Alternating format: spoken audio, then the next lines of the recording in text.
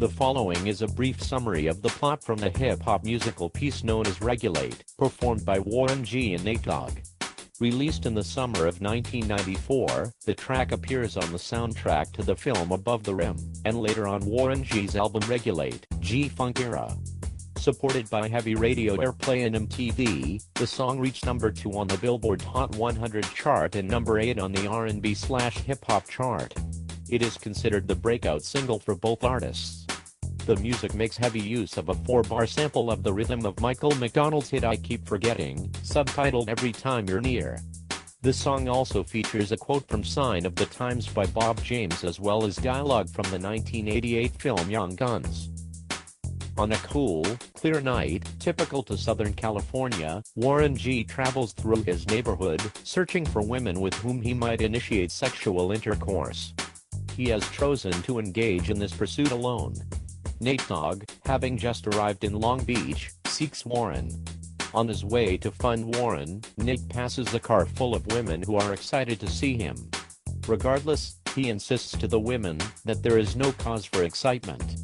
Warren makes a left turn at 21st Street and Lewis Avenue, in the East Hill/Salt Lake neighborhood, where he sees a group of young men enjoying a game of dice together. He parks his car and greets them. He is excited to find people to play with, but to his chagrin, he discovers they intend to relieve him of his material possessions. Once the hopeful robbers reveal their firearms, Warren realizes he is in a less than favorable predicament. Meanwhile, Nate passes the women, as they are low on his list of priorities. His primary concern is locating Warren. After curtly casting away the strumpets whose interest in Nate was of such magnitude that they crashed their automobile, he serendipitously stumbles upon his friend, Warren G, who is being held up by the young miscreants. Warren, unaware that Nate is surreptitiously observing the scene unfold, is in disbelief that he is being robbed.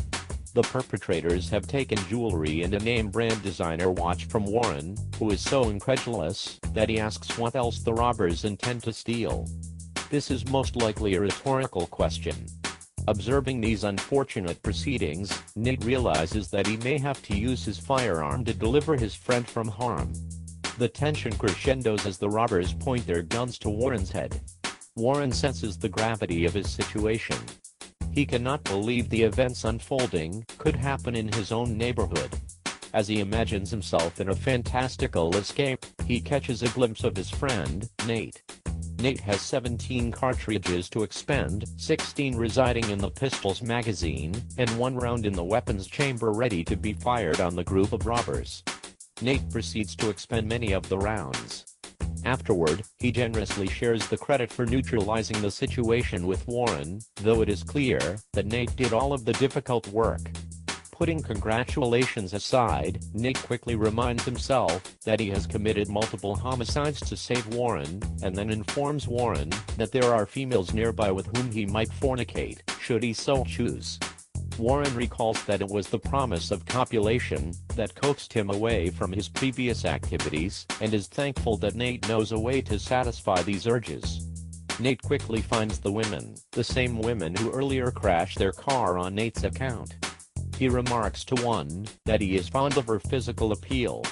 The woman, impressed by Nate's singing ability, asks that he and Warren allow her and her friends to share transportation. Soon, both friends are driving with automobiles full of women to the East Side Motel, presumably to consummate their flirtation in an orgy. The third verse is more expository in nature, with Warren and Nate explaining their G-Funk musical style. Warren displays his bravado by claiming that individuals with equivalent knowledge could not even attempt to approach his level of lyrical mastery. There follows a brief discussion of the genre's musicological features, with special care taken to point out that, in said milieu, the rhythm is not in fact the rhythm, as one might assume, but actually the bass. Similarly, the bass serves a purpose closer to that which the treble would in more traditional musical forms. Nate goes on to note that, if any third party smokes as he does, they would find themselves in a state of intoxication daily. From Nate's other musical compositions, it can be reasonably inferred that the substance he references smoking is marijuana. Nate concludes his delineation of the night by issuing a vague threat to Busters, suggesting that he and Warren will further regulate any potential incidents in the future, presumably by engaging their enemies with small arms fire. The song ends by fading to conclusion.